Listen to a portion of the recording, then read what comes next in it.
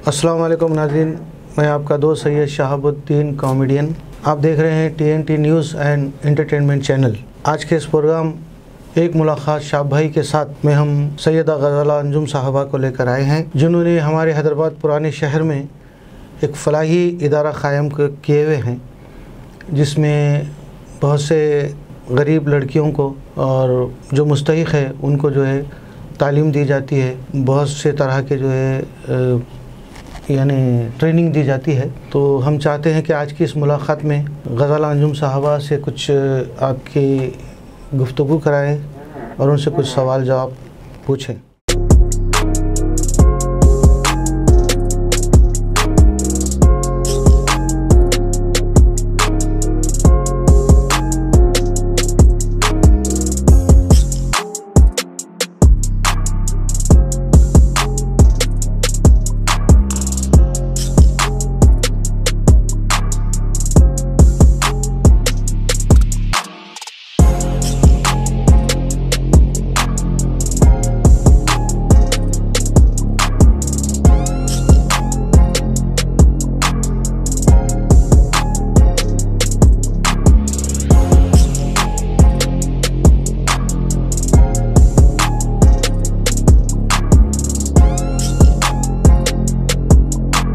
तो मैं चाहता हूँ ग़ज़ाला अंजुम साहबा के ज़ुबानी इनका जो इदारा है शफ़क़ फ़ातिमा वेलफेयर एजुकेशनल सोसाइटी, जो हमारे पुराने शहर में क़ायम की हुई है, तो मैं ग़ज़ाला अंजुम साहबा से ये सवाल करना चाहता हूँ, ये पूछना चाहता हूँ कि ये जो आप सोसाइटी क़ायम किए हैं, Shafaq Fatima welfare educational and society जो क़ायम किए हैं आप, कितने दिन हुआ ये हमारे हैदराबाद में क़ायम करके आप? अस्सलामु अलैकुम व रहमतुल्लाहि व बरकातुहू। नहमदुहु व नुसल्ली अला रसूलिल्लाहिल करीम, अम्मा बाद। मैं सबसे पहले तो शाह भाई का, तौफ़ीक़ भाई का शुक्रिया अदा करना चाहूँगी तहे दिल से, और कि मुझे आज यहाँ आकर बात करने का मौका दिए, आवाम के रूबरू होने का मौका दिए, उसके लिए शुक्रिया अदा करते हुए ये बताना चाहूँगी कि ये इदारा गवर्नमेंट रजिस्ट्रेशन होके 6ठा साल चालू है। उससे पहले मैं 1990 से सोशल वर्किंग कर रही हूँ, और मैं उस वक्त 1990 में असिस्टेंट सर्जन थी। अल्हम्दुलिल्लाह मैं यहाँ याक़ूतपुरे में एक डॉक्टर रहते हैं हैदराबाद में, जो डॉक्टर मसूद वकील कुरैशी साहब हैं। उनसे जैसे कि कहा जाता है ना, हर चीज़ के शुरुआत बेसिक से होती है, तो उस तरह से बेसिक मैंने डॉक्टर मसूद वकील कुरैशी साहब से सीखा।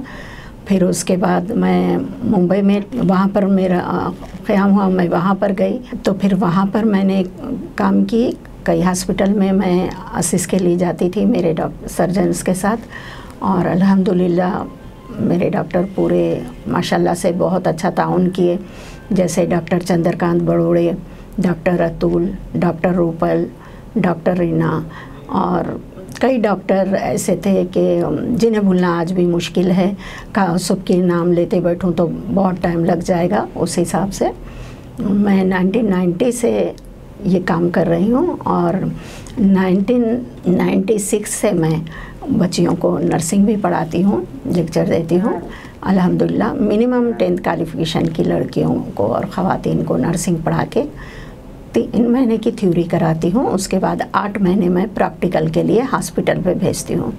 अल्हम्दुलिल्लाह बच्चियाँ भी काफ़ी इस्तेफ़ादा हासिल की हैं हमारे सेंटर से। और ये जो इसके अलावा और भी किस चीज़ की आपके पास बच्चियों को जो है तालीम दी जाती है या ट्रेनिंग दी जाती है? हमारे पास सुबह से तालीम की शुरुआत होती है, जो अरबी से दीनी इस्लामी तालीम से शुरुआत होती है। अरबी भी पढ़ाया जाता है, नादिरा भी, और हिफ्ज़ुल कुरान भी। जो ख्वाहिशमंद रहते हैं हिफ्ज़ुल कुरान के, तो वही हिफ्ज़ुल कुरान हिफ्ज़ करना चाहते हैं, बेहतर समझते हैं।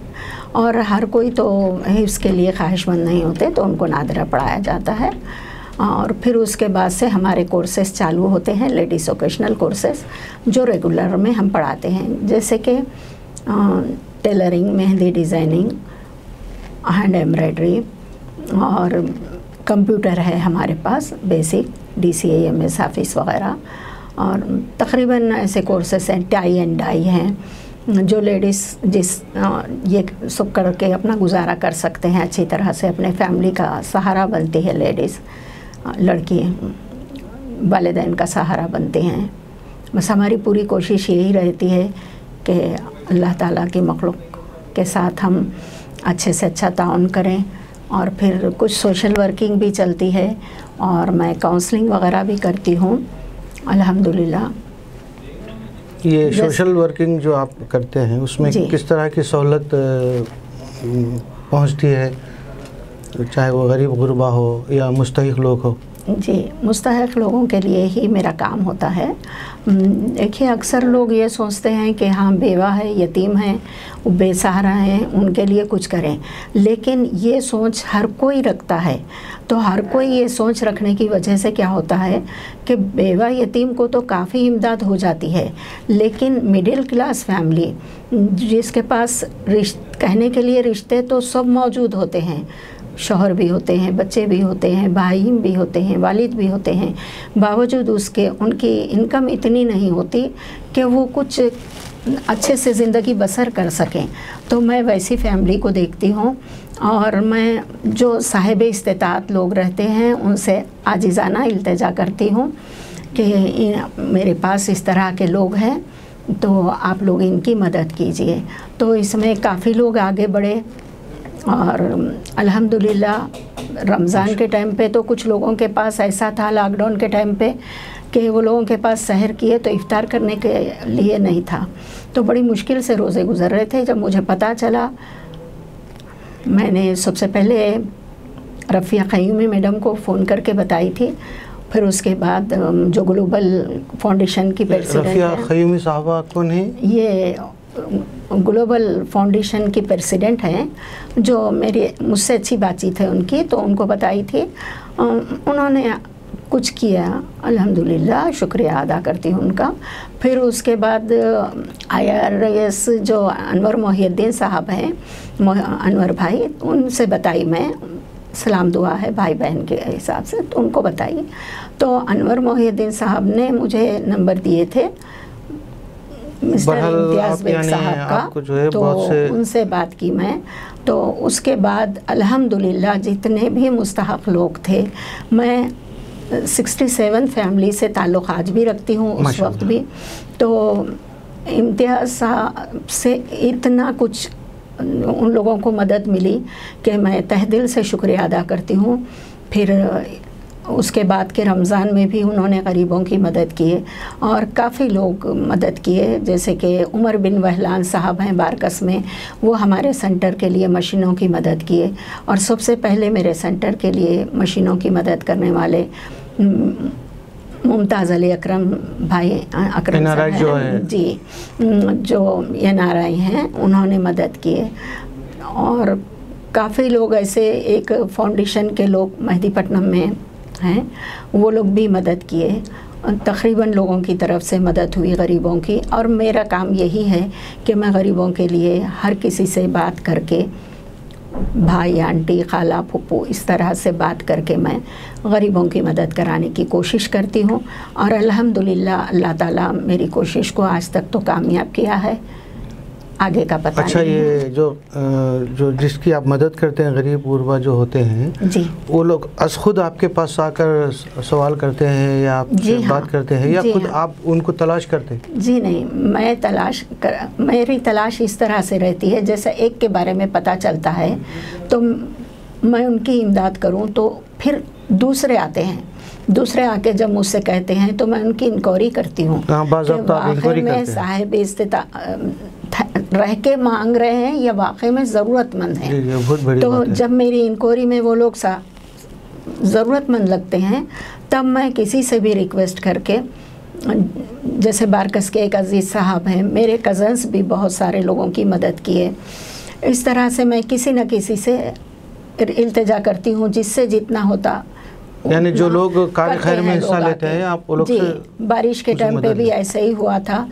लोगों के पास छोटे बच्चों के पहनाने के कपड़े नहीं थे, बड़े बच्चों के लिए, औरतों के लिए, लड़कियों के लिए, सबके लिए किसी के भी पहने हुए कपड़े मिल रहे थे, लेकिन मासूम जो गोद के बच्चे थे, 2-4 साल के बच्चे थे, उन लोगों के लिए नहीं थे, तो उन लोगों के लिए इल्तिजा करके उन लोगों को कपड़ों का फराहम करना पड़ा।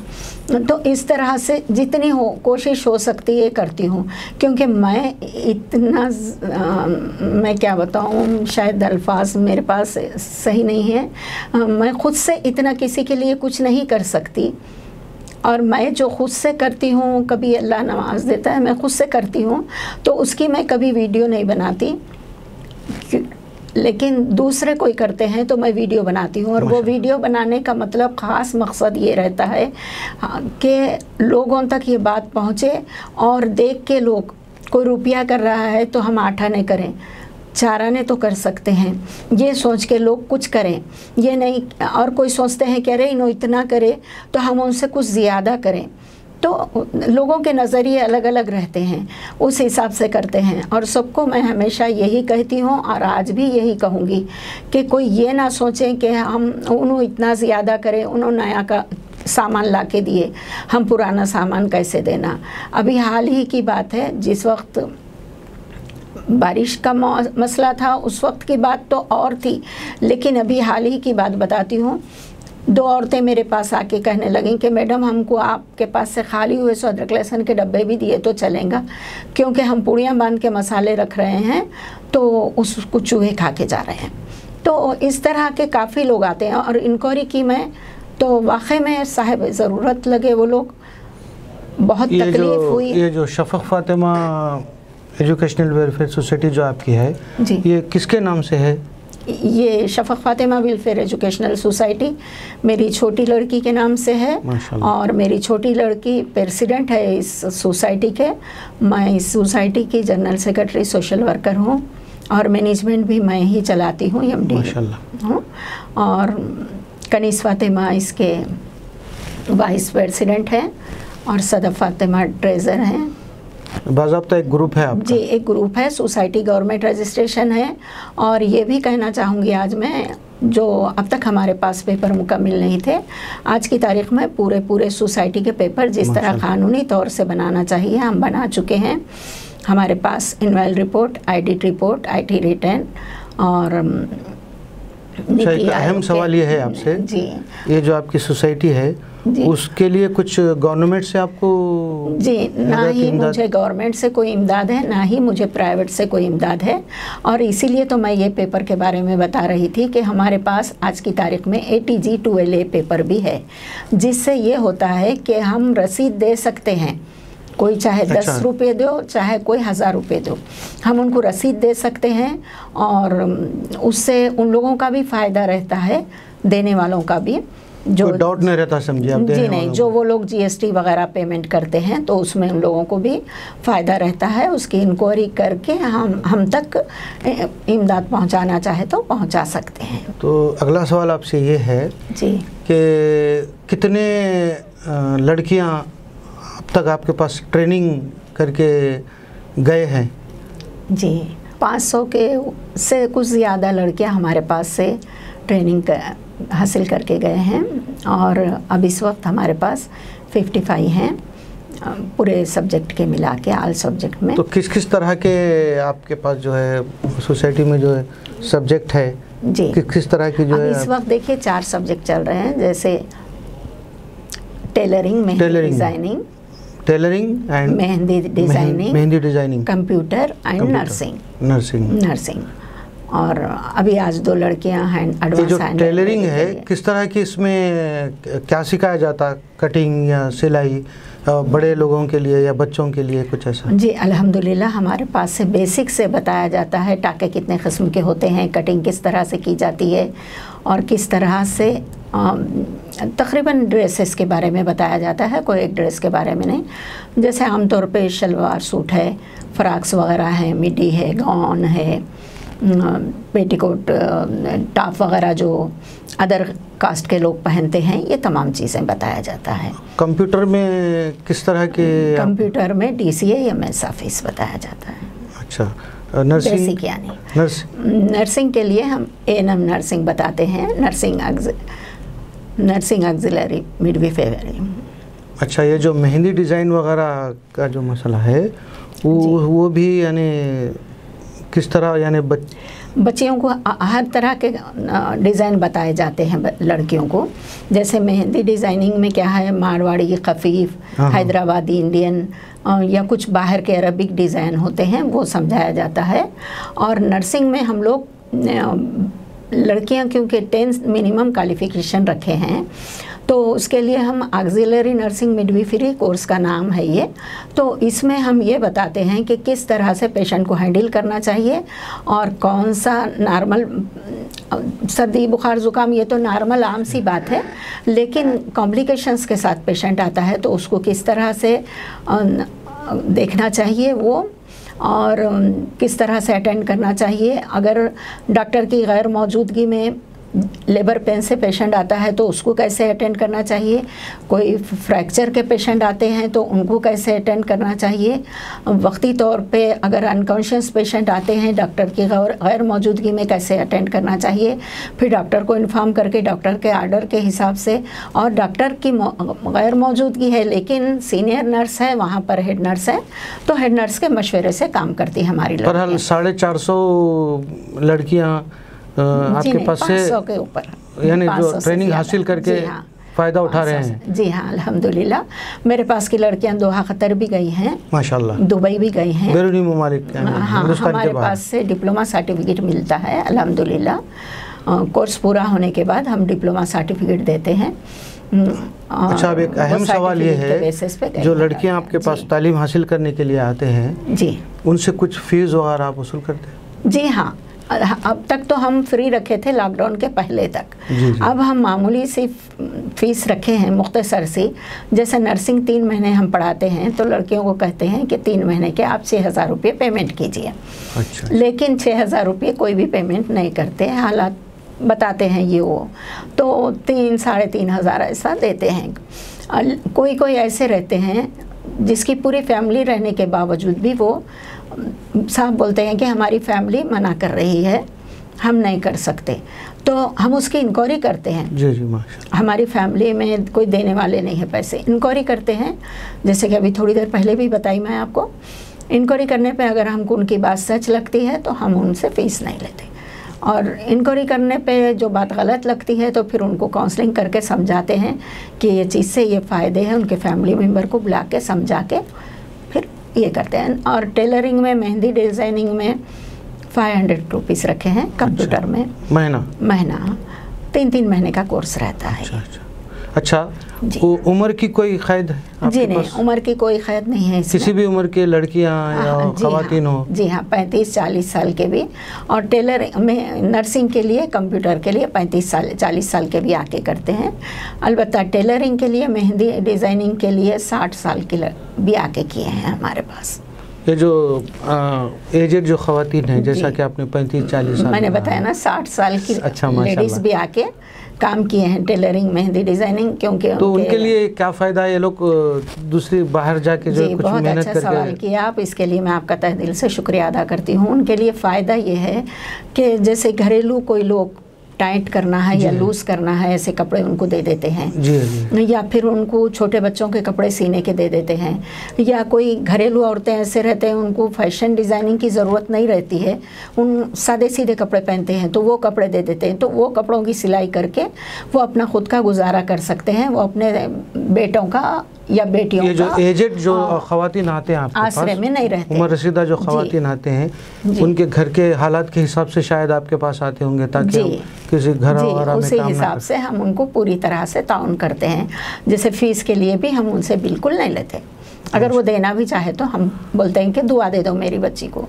अब ये सोसाइटी में जो आप लड़कियों को जो तालीम वगैरह देते हैं, जो सिखा रहे हैं, जो भी है, उससे हटके भी आप जो है फलाही काम लोगों को अनाज वगैरह दिलाना, चावल वगैरह, वो तो खैर आप जैसे लोगों से। और एक ख़ास बात मैं ये आवाम को बताना चाहूँगी, मैं शाहब भाई माशाल्लाह से काफ़ी अरसे से हमारे शाहब भाई के ताल्लुक़ात है, भाई बहन के रिश्ते से, तो मेरे सेंटर को बहुत सख्त ज़रूरत थी बड़ी मशीन की, तो बड़ी सिलाई मशीन जे की नाम की, तो शाहब भाई की तरफ से शाहब भाई ने एक चैरिटी शो रखे, माशाल्लाह से बहुत अच्छे सिंगर भी हैं और बहुत अच्छे कॉमेडी शो भी करते हैं। तो शाहब भाई की तरफ से मुझे एक बहुत ताउन हुआ था, बहुत ज़रूरत जब थी उस वक्त एक बड़ी मशीन जो कि और जैक मशीन है, शायद जैक मशीन, और एक जैक के वर्लक मशीन शाह भाई की तरफ से गिफ्ट था वो। तो नाज़रीन, वो शुक्रिया अदा करती हूँ मैं। नाज़रीन से मैं ये कहना चाह रहा हूँ कि वो जो हम चैरिटी शो जो किए थे उसमें मेरी तरफ से नहीं था, वो हमारे रिश्तों में भाई थे, 2 भाई जिनके सामने मैं जिक्र रखा था, शफक फातिमा, लेकिन कोशिश तो शाहब भाई की थी। जी मुस्तक मिला शाहब तो भाई। हम ये सोचे कि भाई एक सामान लेके जाके देने से तो बेहतर है कि आवाम को भी बुलाएं, उनका कुछ एंटरटेनमेंट भी करें, और साथ ही साथ जो है लोगों को पता चले कि Shafaq Fatima welfare educational society चल रही है। जो लोग कार्य खैर में हिस्सा लेना चाह रहे हैं वो लोग आगे बढ़ें और इदारे को जो है कुछ फ़ायदा पहुंचा सकें। जैसा कि आपने कुछ चंद नाम गिनवाए जी, तो आप हमारे TNT चैनल के ज़रिए से जो है नाजरीन को क्या कहना चाहते हैं, क्या बताना चाहते हैं? प्रोग्राम के इख्तिताम से पहले सबसे मैं ये बताऊंगी कि हमारे सेंटर के ईजाद होने के बाद हमने मिठाई नहीं खिलाई थी। अच्छा। जो हमारे तौफीक भाई हमारे स्टूडेंट को शहद ला के तकसीम किए, और अल्हम्दुलिल्लाह लड़कियां पूरे दुआएं दिए।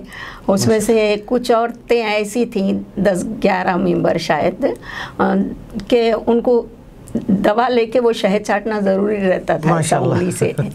तो उन्होंने इतनी दुआएं दी हैं तौफीक भाई को कि मैं हैरान थी उनकी दुआएं सुन के, दुआओं के अंदाज पे, क्योंकि उनकी जो दवाइयाँ थी बहुत कड़वी थी। डॉक्टर ने कहा था शक्कर खा लेना, तो उन्होंने शक्कर की जगह शहद खा रहे थे। तो बहुत दुआएं हासिल किए हैं हमारे तौफीक भाई टी न्यूज़ चैनल के चेयरमैन। और प्रोग्राम के इख्तिताम से पहले मैं कुछ और कहना चाहूँगी। जैसे कि मैं 1990 से सेंटर भी चला रही थी और मैं काफ़ी सोशल वर्किंग कर रही थी, लेकिन नर्सिंग पढ़ाने की शुरुआत तो मैं मुंबई में एक मेरी हाउसमेट की वजह से शुरुआत की थी। उसको ऐसी जगह उसकी वालदा काम पे रखना चाह रहे थे जहाँ वो जाना नहीं चाह रही थी। जब मुझे पता चला, मैंने अपने डॉक्टर से बात की और फिर वो उस लड़की को मैं पढ़ाई। उस लड़की को पढ़ाने के बाद मुझ में एक हौसला अफजाई हुई, एक हिम्मत अफजाई हुई। फिर मेरे डॉक्टर चंद्रकांत बड़ोड़े सर ने मुझे, ये कहाँ के डॉक्टर साहब? ये मुंबई के हैं। मैं जब मुंबई में जॉब करती थी। माशाल्लाह। अच्छा, आप प्रॉपर हैदराबाद के हैं? मैं हैदराबाद की हूँ, मेरा मायका हैदराबाद का है, ससुराल मुंबई का था। तो मैं फिर 2008 में मैं हैदराबाद आई। हैदराबाद आने के बाद से लास्ट दिसंबर में आई मैं, लास्ट वीक में। तो हैदराबाद आने के बाद भी मेरे सर ने कहा कि ग़ज़ाला आप पढ़ा सकते हैं, पढ़ाइए, इंशाल्लाह कई लोगों के मुस्तक़बिल संवरेंगे। तो मैं यहाँ पर भी पढ़ाना चालू की। कोई स्कूल वगैरह में आप जॉब? जी नहीं, स्कूल वगैरह में जॉब नहीं की थी। ऐसी लड़कियों को पढ़ा के समझा के मैं हॉस्पिटल में बात करा के जॉब करने के लिए, उनको ट्रेनिंग करने के लिए भेज रही थी। लेकिन उस वक्त मेरा सेंटर रजिस्ट्रेशन नहीं था। जी। तो जब मेरा सेंटर रजिस्ट्रेशन हुआ 2017 में मेरा सेंटर रजिस्ट्रेशन हुआ, और यहाँ पर रजिस्ट्रेशन 2017 में हुआ। लेकिन 2016 में मैं मेरी नर्सरी की टीचर से मेरी मुलाकात हुई। मैंने उनसे बताया कि आबिदा आपा, मुझे यहाँ पर सेंटर तो ऐसे चला रही हूँ, लेकिन ज़्यादा से ज़्यादा इंटरेस्टेड होकर आए स्टूडेंट, मैं उसके लिए क्या करूँ? तो आपा ने मुझे बताया कि बेटा तुम सर्टिफिकेट नहीं दे रहे हैं इसलिए ऐसा हो रहा है, तो मैं सियासत वालों से मिलाती हूँ। तो मेरी टीचर के साथ मैं सियासत अखबार गई। वहाँ पर मोहतरम आबिद सिद्दीकी साहब से मेरी मुलाकात हुई और बहुत अच्छा ताउन रहा। बरकत सर से मुलाकात रही, जिसका ABBR इंस्टीट्यूट चलता है रियासत नगर में, मोइनाबाद में। यहाँ पर संतोष नगर जो साहबा आपको लेके जाके मिला है, वो उनका नाम क्या? आबिदा बेगम नाम है उनका। जी। और मैं आपा कहती हूँ। तो आपा के साथ जब जाके मुलाकात हुई तो बरकत सर थे वहाँ पर, जिसका ABBR इंस्टीट्यूट चलता है संतोष नगर में। रियासत नगर संतोष नगर के बीच में, तो वहाँ पर मुलाकात हुई। वहाँ से आपका सिलसिला कायम हुआ। तो वहाँ से सियासत ऑफिस के सर्टिफिकेट बच्चों को देने लग गए। अच्छा, डिस्ट्रीब्यूट होने लग गया। 1 साल इसी तरह गया। फिर वहाँ से मुझे वहीं पर डॉक्टर अमीन साहब से अपनी सोसाइटी जो कायम हुई ना, वो 2017 से, तो आपके अपने सर्टिफिकेट्स देना शुरू करे आप? नहीं, 17 में भी नहीं दी। 17-18 में भी मैं सियासत वालों के ही सर्टिफिकेट दी। मेरा सेंटर रजिस्ट्रेशन होने के बाद मैं इस साल से मेरे सेंटर के देने सर्टिफिकेट चालू स्टार्ट की, क्योंकि इस साल मेरे पूरे पेपर मुकम्मल तौर पे तैयार हो चुके हैं। अब आपसे ये सवाल करना है, ये हमारे TNT news and entertainment channel के ज़रिए से जो है, जो लोग अक्सर फलाही कामों में हिस्सा लेते हैं, कार खैर में हिस्सा लेते हैं जी, तो आपके अपने लिए, आपके अपने इदारे के लिए, उन लोगों के लिए आप कुछ कहना चाह रहे हैं जो गुजर चुकी, यानी जो लोग आपकी मदद कर चुके हैं, जैसा कि आप अकरम साहब वगैरह का नाम लिए, इम्तियाज़ भाई वगैरह, और भी जो है जो अक्सर व बेशतर आगे बढ़ के हिस्सा लेते हैं लोग, उससे हटके भी जो हमारे न्यूज़ चैनल को जो देखेंगे नाजरीन, उनके लिए एक आपका मैसेज ठीक रहेगा तो ठीक रहेगा? बस यही कहना चाहूँगी, जो भी करना है अल्लाह की राह में, अल्लाह और उसके रसूल की राह में बेहतर समझें। तो सेंटर के लिए काफ़ी चीज़ों की ज़रूरत है, जिससे काफ़ी मुस्तहक लोग आके सीखते हैं हमारे पास। तो जैसे कंप्यूटर की ज़रूरत है, बड़ी मशीनों की ज़रूरत है, ब्यूटिशन कोर्स हमारे पास मुख्तसर से अंदाज में बता रहे हैं, तो उसके भी तमाम आप जैसा कि आपका जो इदारा है, जैसा कि तो कितनी कैपेसिटी है, कितने बच्चों को आप ट्रेनिंग दे सकते हैं? हमारे पास 2-2 घंटे के क्लासेस रहते हैं। एक वक्त में हमारे पास 40 बच्चियाँ बैठ सकते हैं। जी जी। तो आप आगे और दूरी का एहसास रखते हुए, जी जी, जैसे कि आजकल वबा के हिसाब से दूरी का एहसास जो रखा जाता है, दूरी के हिसाब से, तो उस हिसाब से 40 बच्चियाँ आराम से बैठ के कर सकते हैं। आप वहीं पर उसको रोक दिए हैं क्या? नहीं, आगे बढ़ाना चाह रहे हैं? कुछ और भी लोग आएंगे आपके पास, जैसा कि अभी आप चैनल पे बोल रहे हैं जी, तो आपका एड्रेस, पता, फ़ोन नंबर वगैरह जब हम देंगे, हाँ, तो आपके पास और भी स्टूडेंट आएंगे या तालीम हासिल करने के लिए लोग जो आएंगे, मुस्तहिक जो लोग आएंगे, तो उनके लिए आपके पास कैपेसिटी है? जी हाँ, बिल्कुल है, क्योंकि मैं अभी आपको बता चुकी हूँ 2-2 घंटे की क्लासेस होती हैं। अच्छा। तो 2 घंटे की क्लास ख़त्म होने के बाद फिर 2 घंटे की क्लास ली जाएगी। इस तरह से पूरों के साथ ताउन किया जाएगा इंशाल्लाह। और तो हमारे नाजरीन को एक बार आपका पता, फ़ोन नंबर। जी, मैं पता फ़ोन नंबर देने से पहले ये कहना ज़रूरी समझूंगी, जैसे कि मेरा सेंटर, मैं अभी अब बता चुकी हूँ कि आबिद सिद्दीक़ी साहब और बरकत साहब ने बहुत ज़्यादा हेल्प किए थे। उसी दौरान अमीन साहब, डॉक्टर A.K. अमीन साहब हैं, हैदराबाद के हैं। यहाँ पर मेहदीपट्टनम में सहारा डायग्नोस्टिक सेंटर चलता है उनका, और अज़हर सर भी वहीं पर मिलते हैं, अज़हर साहब भी। तो ये चारों का मुझे बहुत ताउन रहा हमेशा से। और एडवाइज़र के तौर पे नासिर साहब हैं, एक उन्हीं के सेंटर में आते हैं, तो वो भी बहुत ताउन किए हैं, और मैं इन तमाम का शुक्रिया अदा करती हूँ। बस यूँ था मेरा सेंटर कि एक बैठा हुआ था एक जगह, और मेरे सेंटर को अकरम सर की वजह से मेरा सेंटर रेंगने लगा माशाल्लाह। और इम्तियाज़ बेग सर जब मेरे सेंटर में आके गरीबों की मदद की है, जब मैं सोशल मीडिया पे आई तो मेरे सेंटर को चलना ही नहीं बल्कि दौड़ना आ गया।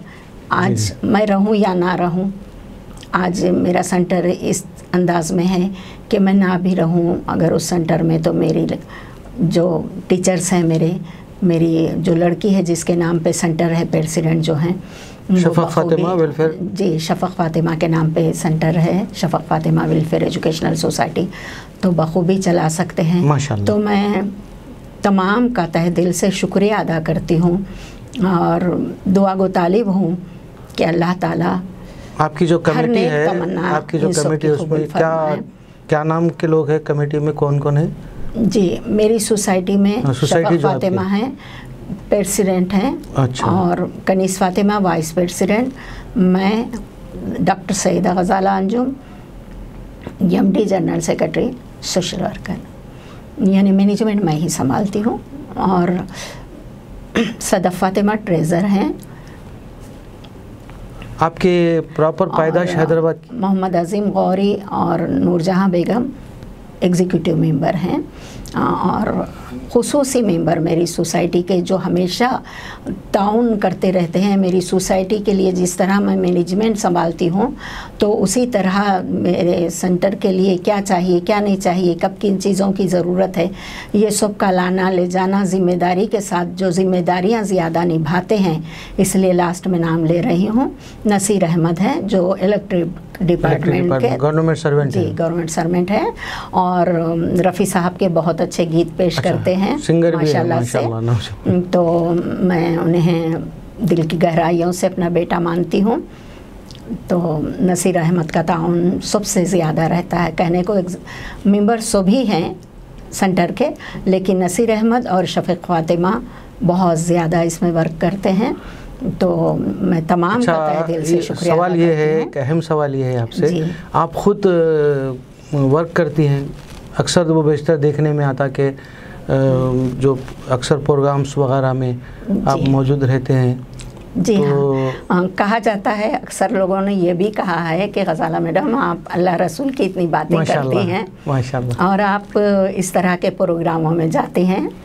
तो मैं मेरे उन भाइयों बहनों से ये कहना चाहूँगी कि मैं उन प्रोग्रामों में एंजॉय करने के लिए नहीं जाती, बल्कि एक अपनी पहचान बनाने के लिए जाती हूँ, ताकि ज़्यादा से ज़्यादा लोगों को मालूम पड़े कि मेरा क्या काम है, मेरा अच्छा आपके ये वर्क से किसी को कुछ एतराज़ वगैरह तो नहीं? जी नहीं, बिल्कुल नहीं। लेकिन कुछ हमारे समझदार भाई बहन मुझसे ये सवाल किए थे कि आप किसी भी मामले में दुआएं भी देती हैं, अल्लाह रसूल का नाम लेती हैं, काउंसलिंग भी करती हैं, तो हर जात धर्म के भेदभाव के ख़िलाफ़ काउंसलिंग करती हैं, कोई भेदभाव नहीं करते और हर ज़ात वाले को उसके ज़ात धर्म के हिसाब से समझा के करते हैं आप।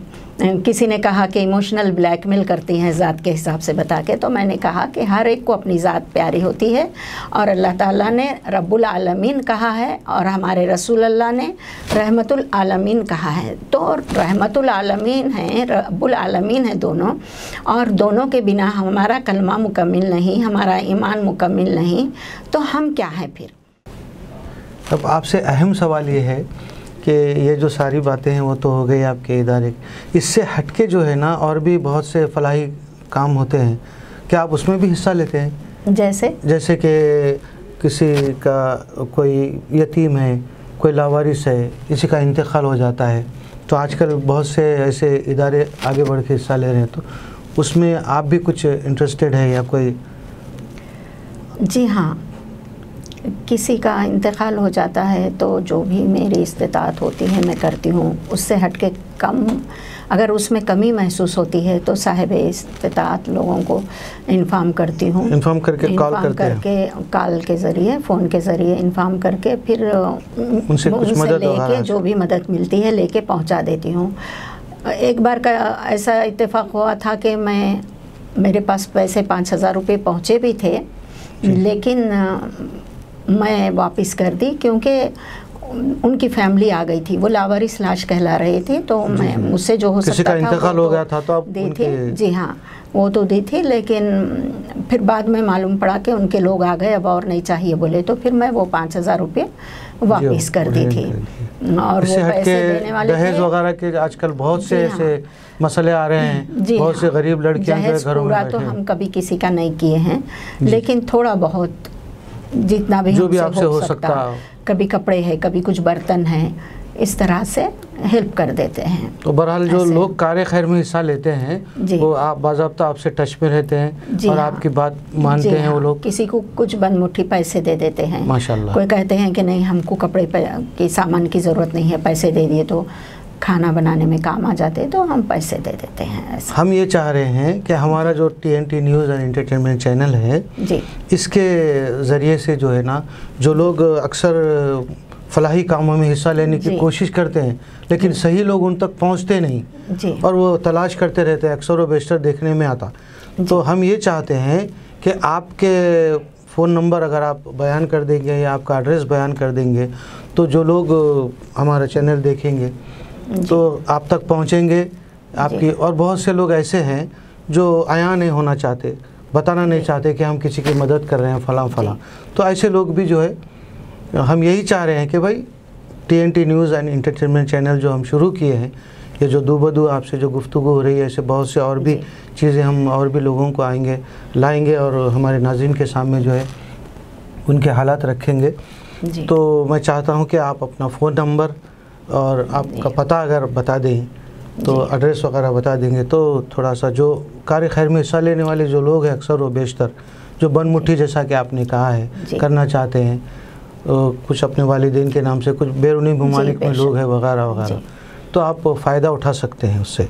और आपने ये भी कहा है कि भाई बाज़ाब्ता हम रसीद इशू करते हैं, बाज़ाब्ता रसीद दे सकते हैं। तो नाज़रीन, ये आपकी गुफ्तगू सुन के, आपकी बात सुन के हमारे चैनल के ज़रिए ये भी महसूस कर चुके हैं कि बाज़ाब्ता आपके पास लीगल काम होता है और जो मुस्तहिक लोग हैं उन तक जो आप मदद करते हैं वो पहुंचती है। जी अल्हम्दुलिल्लाह। बहरहाल आपके पास से जो है ना बहुत से फलाही काम होते हैं और ट्रेनिंग होती है बहुत से गरीब गुरबा। अच्छा, आपके पास जो बिल्कुल ही मुस्तहिक लोग जो बिल्कुल नहीं दे सकते पढ़ाई के पैसे वगैरह, जो ट्रेनिंग के पैसे वगैरह, तो इसमें कुछ ऐसे लड़कियां हैं जो आज कुछ अपना गुजारा कर रहे हैं, जिनके शादियां हो चुके हैं या शादियां होने वाले हैं। शादियां हो चुकी हैं कई लड़कियों की और कई लड़कियों की शादियां बाकी भी हैं और कई शादीशुदा औरतें भी हमारे पास से सीखे हैं जिनके घर के हालात जो है बिल्कुल ही कमज़ोर रहते हैं। छोटे बच्चों के दूध की तकलीफ़ होती थी तो तकरीबन चीज़ों की तकलीफ। तो ऐसे ही दौरान में कुछ ऐसा वाक़या आपके साथ पेश आया है तो हमारे नाज़रीन को बता दीजिए ताकि। जी हाँ, राशन तो काफ़ी एरियाओं में बांटा जा रहा था लॉकडाउन के टाइम पे, लेकिन दूध के लिए बहुत तकलीफ़ में थे बच्चे। तो उस वक्त दूध की इमदाद मिर्ज़ा इम्तियाज़ बेग सर ने किए थे, मिस्टर मिर्ज़ा इम्तियाज़ बेग। नहीं, वैसा नहीं बोल रहा हूँ मैं, जो बिल्कुल ही आपके लिए बहुत कठिन दौर जो गुज़रा एक हादसे के तौर पे जो होता, वो अगर आप बयान कर देंगे तो अगर आप मुनासिब समझ रहे हैं ताकि हमारे नाज़रीन उस चीज़ को महसूस कर सकें आपकी बात सुन के। बिल्कुल ही आप नॉर्मल बोल सकते हैं। जैसे कि कोई एक ऐसा हादसा गुज़र जाता जो आपको तकलीफ़ पहुंची हो या यानी बेइज्जती होने का मौका आ गया था या फलां। नहीं, अल्हम्दुलिल्लाह बेइज्जती तो कभी अल्लाह ताला के फजल करम से मेरे मालिक को कभी गवारा नहीं की। लेकिन हाँ, मेरे एक दोस्त की दूरी पे मैं शायद एक चलती फिरती लाश बन के रह गई।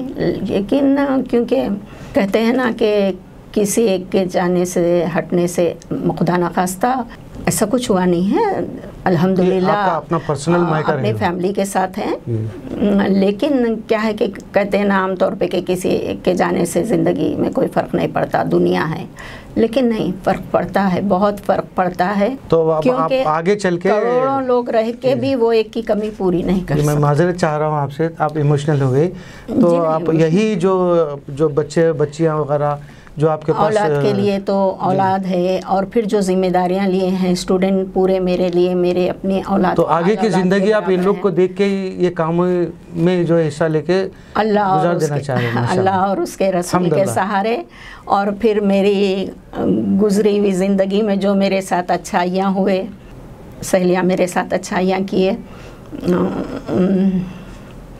तमाम की अच्छाइयों की यादों के सहारे गुजर जाएगी ज़िंदगी। तो बहरहाल आपके साथ जो अच्छा और बुरा वक्त गुजरा, अल्हम्दुलिल्लाह फिर भी अल्लाह ताला का शुक्र अदा करते हैं, मशकूर है अल्लाह। अल्लाह ताला से कोई गिला नहीं है आपको, माशाल्लाह से, अल्हम्दुलिल्लाह। तो मैं ये आपके गुफ्तगू सुन के ये मेरे समझ में आया कि ये जो आप फलाही काम जो कर रहे हैं, ये जो औरतें लड़कियां वगैरह को जो ट्रेनिंग दे रहे हैं, समझा रहे हैं, बता रहे हैं, वो लोग का फ़ायदा चाह रहे हैं, मैं समझता हूँ कि आप अपने यानी ज़हनी सुकून के लिए, आगे की ज़िंदगी के लिए। जी नहीं, ज़हनी सुकून के लिए नहीं, अल्हम्दुलिल्लाह मैं जब कभी मुझे कुछ तकलीफ़ होती है मैं कलाम मजीद खोल के बैठ जाती हूँ तो मुझे ज़हनी सुकून, क़ल्बी सुकून दोनों मिल जाता है। लेकिन मैं आखिरत के सौदे के लिए ये काम कर रही हूँ कि अल्लाह ताला, दुनिया तो गुजर गई, माशाअल्लाह, मेरी आखिरत परवरदिगार शायद।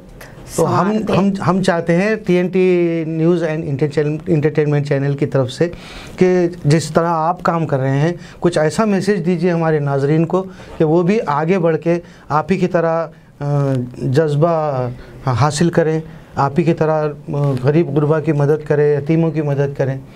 तो थोड़ा सा अगर आप नाजरीन को बता दें जो भी हमारा चैनल देख रहे हैं, सुन रहे हैं, तो वो हमारे लिए बेहतर रहेगा, हमारे चैनल के लिए बेहतर रहेगा। बहुत सुकून मिलता है हम जब अल्लाह ताला की मखलूक के लिए कोई अच्छाई का काम करते हैं। माशाअल्लाह। या मैं हर कास्ट के लिए ये बात कहूँगी कि ज़ात धर्म का भेदभाव ना रखिए। ज़ात धर्म का भेदभाव बहुत गलत बात है। हमारी ज़िंदगी के तरीक़े, हमारे जन्म लेने के तरीक़े, हमारी मौत के तरीक़े, हर चीज़ एक जैसी है। तो जैसे कि बच्चा, एक मासूम सा बच्चा या बड़ा अपने वालिद को कई नामों से बुलाता है, कोई अब्बा कहता है, कोई अब्बू, कोई पप्पा, कोई डैड। तो इस तरह से हर कोई ऊपर वाले को भी कोई अल्लाह कहते हैं, तो कोई भगवान कहते हैं, कोई गॉड, तो कोई वाहिगुरु। लेकिन सबका रखवाला एक है। जब उसने कहा है कि मैं रब्बुल आलमीन हूँ, तो फिर हम वो जब ज़िंदगियाँ दे रहा है सबको, वो जब हर चीज़ फराहम कर रहा है, किसी को भूखा नहीं रख रहा, हर चीज़ फराहम कर रहा है, तो हम कौन होते हैं कि आपस में ज़ात धर्म का भेदभाव करके एक दूसरे का कत्लेआम करें या एक दूसरे को लड़ाई झगड़े के फिसाद में मुब्तला करा दें, किसी की कोई बात से नाराज़ हो जाएं। मैं तो इतना जानती हूँ कि अगर कोई कुछ किसी के साथ करते हैं तो अल्लाह के हुक्म से करते हैं, क्योंकि हमारी किताब में ये लिखा हुआ है कि काड़ी भी हिलती है अगर, पत्ता भी हिलता है अगर, तो परवरदिगार के हुक्म से। तो जब परवरदिगार के हुक्म के बिना कुछ होता नहीं है, तो हम किसी से शिकायत क्यों करें कि वो हमारे साथ नाइंसाफ़ी किए, वो हमारे साथ गद्दारी किए या वो हमारे हक़ मारे। ऐसा कुछ नहीं है। जितना हमारे नसीब का होता है मेरा उतना सवाल हर ये हाल था, में मिलता है। मेरा सवाल ये था कि आगे चल के जो न्यू जनरेशन है जी, उनके लिए फलाही कामों के लिए कुछ आप मैसेज दे देंगे अगर तो? न्यू हो चाहे ओल्ड हो, सबके लिए मेरा एक ही कहना है, इत्तेफाक सबसे बड़ी चीज़ है। इत्तेफाक से अगर रह के हम कोई काम भी करें तो हमारा दिल दिमाग भी सुकून से रहता है और हम में सलाहियतें भी पैदा होती हैं। हम इत्तेफाक से रह के काम करना चाहिए। ये फलाही कामों में हिस्सा लेने के हर काम में हम चाहे, ज़रूरी नहीं है कि हम किसी को हज़ारों का या लाखों का दे दें। जिसकी जितनी इस्तेताअत है वो उतना करता है। आपके पास कुछ नहीं है तो आप एक टाइम का जो खाना खाने बैठे हैं, अगर कोई आपके पास मांगने के लिए आ रहा है तो उसको झिड़की दे के मत बढ़ाओ, उसको उसमें से आधा खाना दे दो। आधे से आप बखूबी अच्छाई से रह सकते हैं, तो आधा खाना दे के उसमें से आधा खाना आप खा सकते हैं। और आपके वैसा करने से आपके बच्चों को भी वही नॉलेज मिलती है, आपके बच्चे भी वही सीखते हैं कि हमारे बाबा मम्मी ये किए हैं तो हम भी इसी तरह से किसी गरीब की मदद करें। बच्चों को ये सिखाओ इत्तेफाक से रहना, इत्तेहाद से रहना। और मैं सबसे ख़ास मैसेज हमारे मुस्लिम्स को ही नहीं बल्कि अदर कास्ट को भी देना चाहूँगी कि उर्दू को समझने की कोशिश करो, उर्दू को सेकंड लैंग्वेज बनाने की कोशिश करो। उर्दू बहुत मीठी और बहुत आसान लैंग्वेज है। उर्दू को समझ के उर्दू को आगे बढ़ाने की कोशिश करो। और मैं ये भी कहना चाहूँगी, अगर मेरे अदर कास्ट के भाइयों बहनों को रोमन इंग्लिश में कलाम मजीद चाहिए, कलाम मजीद के बारे में जानना चाहते हैं, तो प्लीज़ मेरे 2 फ़ोन नंबर है, 2 मोबाइल नंबर हैं। नंबर बयान कर सकते हैं? 7675011142। और एक नंबर है, फिर से एक बार कहती हूँ, 7675011142। और एक नंबर है 9391582924। फिर 9391582924। तो ये नंबर पे व्हाट्सएप भी है, आप लोग राब्ता कायम कर सकते हैं। और मेरे 2 सेंटर हैं। माँ तर्जुम आपके पास कुरान शरीफ भी मिलती समझिए? जी हाँ, अल्हम्दुलिल्लाह। चाहे वो किसी भी ज़बान में हो? जी हाँ, और उसका कोई हदिया नहीं है। ये रोमन इंग्लिश में, उर्दू में, 2 में तर्जुमा है कलाम मजीद का, और उसका कोई हदिया नहीं है। आप लोग आके ले जाएंगे, सबसे बड़ा हदिया मेरे लिए वही रहेगा। अच्छा, ये जो आपके पास कलाम मजीद है माँ तर्जुम, वो आप खुद अपने अखराजात से जी नहीं, वो भी किसी के तवस्सुस से आए हैं मेरे पास, किसी के तवस्सुस से आए हैं, और नाम बताने के लिए। हाँ, अगर कोई यानी आपके पास ये वगैरह जो जैसा कि आपने कहा है कि कलाम मजीद वगैरह माँ तर्जुम भेजाना चाह रहे हैं, रखना चाह रहे हैं, तो आपसे रब्त पैदा करके जो है आपके पास जमा करा सकते हैं। मेरे 2 सेंटर हैं। तो ऐसे कितने लोग आपसे यानी कांटेक्ट में हैं, राब्ते में है, कि कभी ऐसा ज़रूरत पड़ी तो आपके पास से अब तक कितने लोग लेके गए कुछ? अब तक देखिए 92 ऐसा कुछ लेके गए हैं माशाल्लाह से, और इंशाल्लाह आगे भी जिसको भी चाहिए इंशाल्लाह देंगे। कोशिश तो पूरी यही है। और 2 सेंटर चल रहे हैं आज की तारीख़ में मेरे, फलकनुमा गाजी मिल्लत कॉलोनी में, तेलंगाना स्टेट, हैदराबाद। तो एक सेंटर है near Razia hospital, Marvel hospital भी कहा जाता है उसको, गाजी मिल्लत कॉलोनी में, और एक सेंटर है ओलंपिक ग्राउंड के। माशाल्लाह। अब आपसे एक अहम और आखिरी सवाल ये है कि आजकल अक्सर व बेशतर देखने में आ रहा है कि जो छोटे बच्चे हैं या नौजवान है जो टिकटॉक वगैरह पे है, ये फेसबुक वगैरह इस पे अक्सर देखने में आ रहा, और घरों में भी जो है खुद ख़वातीन इस्तेमाल कर रहे हैं। जैसा कि अभी आपने कहा कि जैसा कि मैंने सवाल किया कि बच्चों की तालीम तरबियत के लिए आपका क्या कहना है, तो हो रहा यूँ कि जो तालीम देने वाले हैं वो ख़ुद मोबाइल में मसरूफ़ है, तो बच्चे भी उसी तरह के अमल में आजकल मसरूफ़ हो गए हैं। 99% ये चीज़ देखने में और सुनने में आ रही है। तो इस ताल्लुक़ से आप हमारे नाज़रीन को और जो घरेलू ख़वातीन हैं, फैमिलीस है, उनको अपने बच्चों की तालीम और तरबियत के लिए एक ख़ास मैसेज अगर हमारे TNT news and entertainment channel के ज़रिए दे देंगे तो बेहतर रहेगा, क्योंकि आप काफ़ी जज्बात में आके बहुत सी चीज़ें ऐसी बताई जो हमारे नाज़रीन को सीखने और सुनने में और सीखने में मिला, और बहुत अच्छा लगा हमें भी, हमारे स्टूडियो के हमारे जितने भी चैनल के लोग हैं उनको भी। तो मैं ये आखिरी सवाल यही आपसे कर रहा हूँ कि अब जो करंट जो चल रहा है, ये टिकटॉक वगैरह है, फेसबुक वगैरह पे है, बजाय पहले ज़माने में ये देखा जाता था कि सुबह उठ के ख़ुद घर के बड़े लोग, बुज़ुर्ग लोग उर्दू में अखबार, जैसा कि आपने उर्दू का जिक्र किया, बाज़ाब्ता उर्दू का अखबार पढ़ते थे, लेकिन ऐसा नहीं हो रहा। कोई भी वक्त, किसी भी टाइम, इवन बच्चा भी, छोटा बच्चा स्कूल से आने के बाद वो जब तक उसके हाथ में मोबाइल नहीं दिए वो ना खाना खाता ना कपड़े बदलता। तो इस ताल्लुक़ से अगर आप कुछ रोशनी डालेंगे तो हमारे नाज़रीन के ऊपर ठीक रहेगा, और बड़े छोटों का अदब, वालिदीन का अदब है वगैरह। और ख़ासकर मैं तो ये चाह रहा हूँ कि आप उन लोगों के ऊपर रोशनी डालिए जो वालिदीन हैं, क्योंकि अक्सर बड़े लोग खुद मोबाइल देखने में मुब्तला हो गए, तो बच्चों का क्या होगा, कुछ ऐसा आप मैसेज दे देंगे नाज़रीन को तो ठीक रहेगा। जी, हम बहुत अच्छा सवाल किए शाह भाई। मैं ये समझती हूँ मोबाइल चलाना बुरा नहीं है, क्योंकि मोबाइल तो हर कोई चलाते हैं।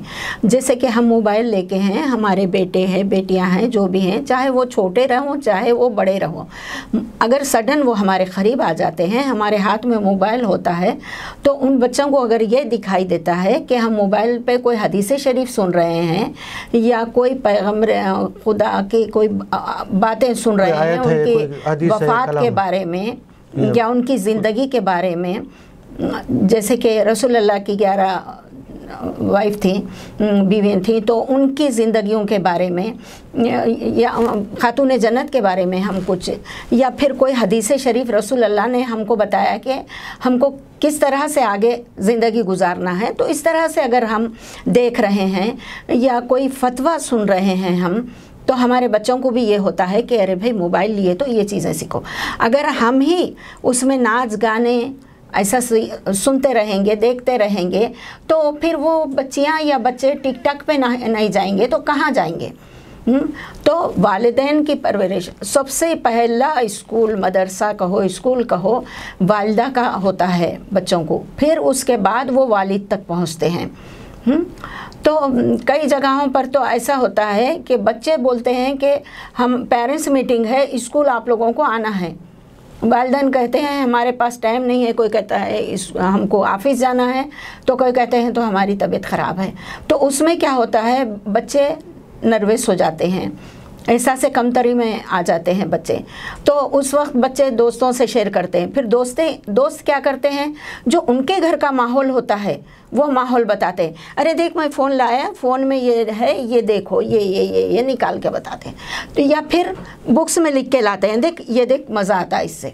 तो उससे मज़ा दुनियावी है, 2 लम्हों का मज़ा है। जैसे कि कहते हैं ना कि कोई चीज़ हम खाएं तो ज़बान से हलक में जाने तक वो चीज़ का मज़ा है, हलक में चले गई वो चीज़ का मज़ा ख़त्म, फिर वो चीज़ की अच्छाई या बुराई सामने आती है।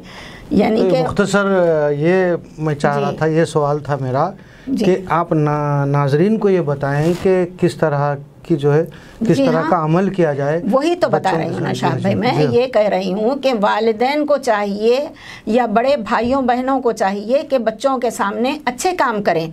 बच्चे हैं जी हाँ, बाप को चाहिए, लड़के हैं तो लड़कों को अच्छी जगह ले जाएं, जैसे कई ग्राउंड हैं, खेल होते हैं, वैसी जगह ले जाएं, ना कि लड़कों को कोई फिल्मी शूटिंग हो रही है वहाँ पर ले जा रहे हैं, या खुद कहीं नाच गाने में जा रहे हैं तो वहाँ पर ले जा रहे हैं, या दोस्तों के बीच बैठे हैं वहाँ पर बच्चों को लेके बैठे हैं तो बदकलमी का इस्तेमाल कर रहे हैं, ज़बान से गैर गलत अल्फाज, गाली गलौज वगैरह, ये नहीं करना चाहिए। अक्सर औरतों का क्या है कि बैठते हैं तो मेरी सास ऐसा की, अरे तुम्हारी सास ऐसा की, मेरी ननंद ऐसा की, तो ये बातें अक्सर आजकल का माहौल बन गए हैं। तो वो बातें जो लड़कियाँ सुनती हैं तो लड़कियों को भी ऐसा होता है, मेरी मम्मी ऐसा मेरे फुप्पियों के, मेरी दादी के साथ रहे तो मैं भी ऐसे ही करूं। तो इसमें हमारे माशरे की तमाम लड़कियां बिगड़ रही हैं। तो हम लड़के लड़कियों को कुछ कहने के बजाय हम उनके वालिदैन को मैं ये कहना पसंद करूंगी कि ख़ुद इस तरह से रहें कि लड़के लड़कियां माहौल को समझें और माहौल को समझ के ख़ुद भी वैसे ही रहें। आज अगर मैं मेरी सास को, मेरी ननंद को इज़्ज़त दूंगी तो लड़कियों को ये महसूस होगा मेरे कि कल के दिन उनको भी इज़्ज़त देना है। आजकल क्या है, शौहर बोले कहीं चलो या ननंद बोले कहीं चलो या कोई भी बोले, बहरहाल कहीं चलो, एक शाल ओढ़ लेते निकल जाते। क्यों भाई, शाल क्यों ओढ़ के जाते? आपके पास क्या इतने पैसे नहीं है कि आप एक बुर्का बना के पहनो? एक अहम और सवाल मैं आपसे ये कर रहा हूँ कि अक्सर व बेशतर ये देखने में आ रहा है कि जो मीडियम तबके के जो लोग हैं हमारे माशरे में, जैसा कि ऑटो चलाने वाले हैं वगैरह वगैरह, ये साहब तो सुबह उठ के अपनी मेहनत मजदूरी के लिए वालिद मोहतरम तो निकल जाते हैं जी, और उनके आने में रात हो जाती, 10 बज जाते, 11 बज जाते। तो वालिदा पे क्या ज़िम्मेदारी है बच्चों की तालीम और तरबियत, उनको अदब सिखाने के लिए? वो ज़रा मैसेज अगर आप दे देंगे तो। देखिए शाह भाई, आपके इस सवाल पे मैं 2 बातें बताऊंगी। एक तो वालिदा पे ये ज़िम्मेदारी है कि बच्चों को कहाँ जा रहे हैं, कहाँ से आ रहे हैं, ये चीज़ का ध्यान रखें। और सबसे पहले दोस्त वालिदैन बने बच्चों के लिए, ताकि बच्चे फ्री माइंड अपनी हिस्ट्री शेयर कर सके। दोस्ती एक ऐसा मुक़द्दस रिश्ता है जिसमें कोई मतलब नहीं होता। तो यानी वो आप ये चाह रहे हैं तो कि वालिदैन को जो है औलाद के साथ अपनी एक दोस्त बन के रहें, तो औलाद भी अपने वालिदैन से हर चीज़ शेयर करती है, अपनी लाइफ शेयर करती है।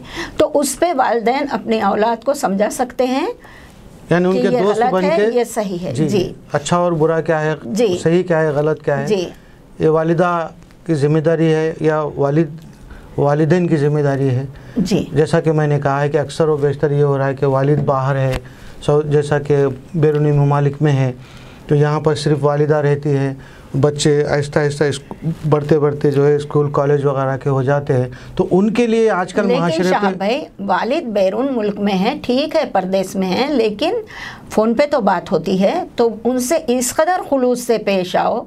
जैसे कि आजकल देखिए बच्चे को बोलते हैं अगर ये मार्क्स अच्छे नहीं आए, फेल हो गए, तो तुम्हारा देखो क्या करते हैं। तो इस तरह देखिए आप कितने खुदकुशी के, सुसाइड के केसेस हो रहे हैं। ये नहीं होना चाहिए। और बच्चियों को ये सिखाया जाता है देखो, कोई हदीस में लिखा हुआ नहीं है कि तुम सास ससुरे की खिदमत करो, कोई हदीस में नहीं है, तुम अपने शौहर पे ध्यान दो। लेकिन मैं ये पूछती हूँ, अगर आपको आपके शौहर से मोहब्बत है तो आप ये सोचो, आपके शौहर की जन्नत का दरवाज़ा उसके वालिदैन है। दरवाज़ा नहीं खुलेगा तो आप जन्नत में कैसे जाएंगे? जन्नत में जाने के लिए सबसे पहले दरवाज़ा खुलना चाहिए। तो दरवाज़े के खुलने के लिए शौहर के वालिद शौहर से खुश रहेंगे तो शौहर के लिए जन्नत का दरवाज़ा खुलेगा, और फिर जन्नत में जाने के लिए वालिदा को खुश रखेंगे तो फिर वो पैर हटा के जन्नत में जाने देंगी। मोटे से लफ्ज़ों में बोल रही हूँ मैं ये बात। तो आप सोचिए बेटे, मैं आप तमाम लड़कियों से मुखातिब हूँ इस वक्त इस बात पे, माशाल्लाह तमाम लड़कियों से मुखातिब हूँ मैं, कि आप सोचिए आप अपने एक बच्चे को जन्म देती हैं, 9 माह पेट में रखती हैं, किसी की 7 मंथ में डिलीवरी होती है, तो कितने ने तकालीफ़ का सामना करना पड़ता है आप लोगों को उस वक्त। फिर उसके बाद आप लोग जब जन्म देती हैं तो किसी को सीजरिंग से होता है बेबी, तो किसी को नॉर्मल बेबी होता है। तो उसके बाद कितने चाव से, कितनी चाहत से आप लोग उनको बड़े करते हैं। अम्मी अब्बा बोलना छोड़ देते हैं, वही आपके अम्मी अब्बा हो जाते हैं आपके बच्चे ही। बेटा रहा तो बोलेंगे मेरे अब्बा, मेरे डैडी, मेरे अब्बू, बेटी रहे तो अम्मी मम्मी, ये सब हो जाता है। तो आप सोचो, इतने ही चाव से आपके शौहर को भी आपके सास ससुर जो भी हैं बड़े किए होंगे ना बेटा। आपके उतना नहीं चाहे होंगे, शायद आप समझते होंगे कि आप बहुत चाहे, ठीक है, उसमें से 50% तो चाहे होंगे। तो अगर आप उस 50% का ख्याल रख के अगर आप शौहर के वालिदैन को खुश रखें, अगर शौहर के वालिदैन आपके शौहर से आपसे खुश रहे, तो आपके साथ ही साथ आपके शौहर का भी मुस्तकबिल संवर जाता। क्या आप लोग चाहेंगे कि आप नेकियां करें, अपने वालिदैन को खुश रखें, आप नेकियां करें, आप जन्नत में चले जाएं, और आपका शौहर अपने वालिदैन की फरमाबरदारी ना करके वो दोज़ख में चले जाएं? इसका मतलब वहाँ पर आप दोनों जुदा। तो क्या आप लोग ऐसा चाहेंगे? नहीं चाहेंगे ना बेटा। तमाम बच्चियों से कह रही हूँ, जो मेरी बेटियों से मैं कहती हूँ, मेरी बेटियों को मैं विदा करते वक्त एक ही बात कहती हूँ, आज तक ये घर तुम्हारा था, आज से तुम इस घर में मेहमान हैं, मेरे घर में मेहमान हैं, ससुराल का घर तुम्हारा घर। माशाल्लाह। तो आइए नाज़रीन, मेरी कोई बात बुरी लगी तो मैं आप तमाम से तहे दिल से माफ़ी चाहूँगी।